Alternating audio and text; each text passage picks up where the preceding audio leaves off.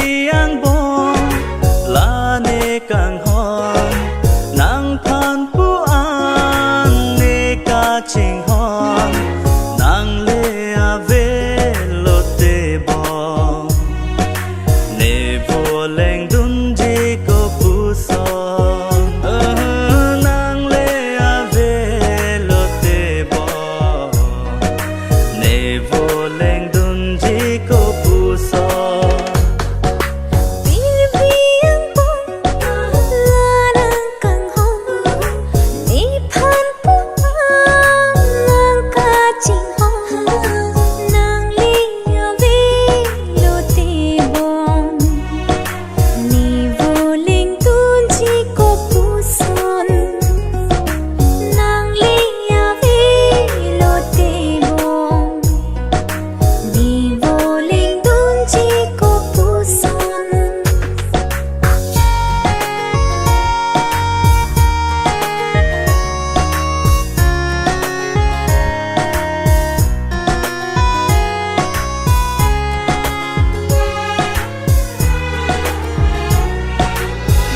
Phan pu ane ka ching hon vô luri nang ne phan la pu so nang phan pu ane ka ching hon vô luri nang ne phan la pu so.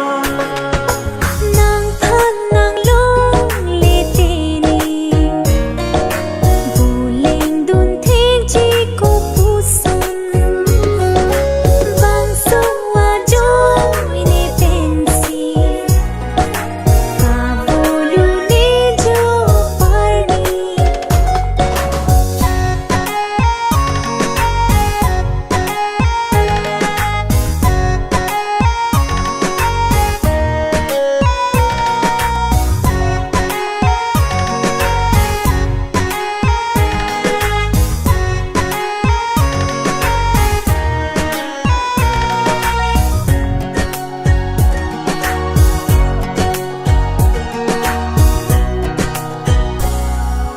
Song dun tik la dak so phir thip ji nang phan la ne seng ve song dun tik la dak so phir thip ji nang phan la ne seng ve Nang lang chak le thi thip te ni phan bong thang alam ave.